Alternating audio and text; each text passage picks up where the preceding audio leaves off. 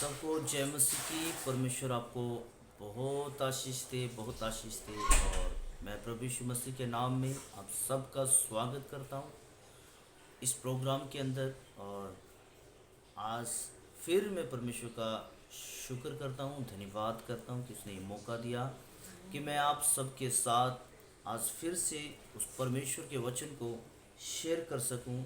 देखिए, आज हम बात करेंगे यीशु मसीह लादू के बच्चे पर ही क्यों चढ़कर आए।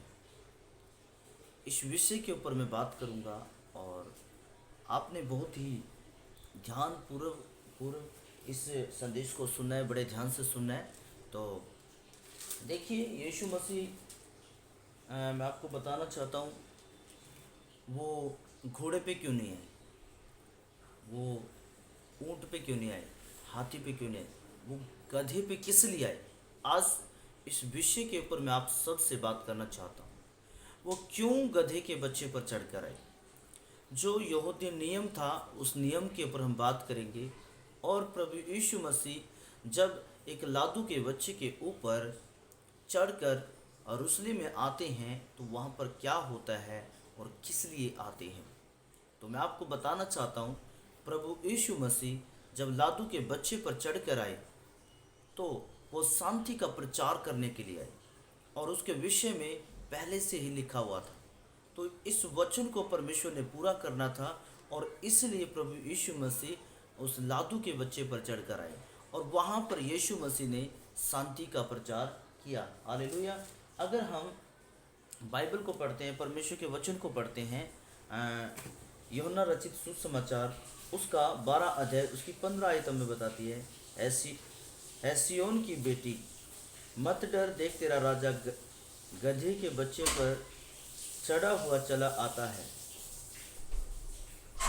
और देखिए, जब ये बात आप पढ़ेंगे तो आगे लिखा है, उसके चेले 16 आयत में लिखा है, उसके चेले ये बातें पहले ना समझे थे, परंतु जब यीशु की महिमा प्रकट हुई तो उनको स्मरण आया कि ये बातें उसके विषय में लिखी थी और लोगों ने उसे इसी प्रकार का व्यवहार किया था। हालेलुया। और 17 आयत कहती है, तब भीड़ के लोगों ने गवाही दी जो उस समय उसके साथ थे, जब जब उसने लाजर को कब्र में से बुलाकर मरे हुए में से जिलाया था। और आप जब आगे आगे पढ़ते जाएंगे तो देखेंगे आप कि परमेश्वर की महिमा कैसे प्रकट हुई। और परमेश्वर का वचन कहता है, सिय्योन की बेटी से जाकर कह दो तुम्हारा राजा किस पर लादू होकर आ रहा है, लादू के बच्चे पर सवार होकर आ रहा है। और मैं आपको बताना चाहता हूँ, यीशु मसीह जब गधे के बच्चे पर चढ़कर आया तो उसकी महिमा वहाँ पर प्रकट हुई। तो परमेश्वर की महिमा वहाँ पर प्रकट हुई और यीशु मसीह ने वहाँ पर एक शांति को दर्शाया। और जब आज भी देखिए वहाँ पर जो आज भी देखिए, मैं अगर एक बात आपको बताना चाहता हूँ, आज भी अगर आप परमेश्वर के वचन को समझेंगे तो ये बात आपको समझा सकती है अच्छे से कि यीशु मसीह का आने का मतलब यही था कि वो गधे के बच्चे पर इसीलिए सवार होकर आया कि क्या हो, उसकी महिमा प्रकट हो और जो वचन उसके विषय में लिखा है वो वचन पूरा हो। जकरिया में लिखा है 9 का 9 में, वहाँ पर आप पढ़ सकते हैं। वहाँ पर भी लिखा है कि देख सिय्योन की बेटी से जाकर कह दो कि तेरा राजा एक लादू के बच्चे पर सवार होकर आ रहा है।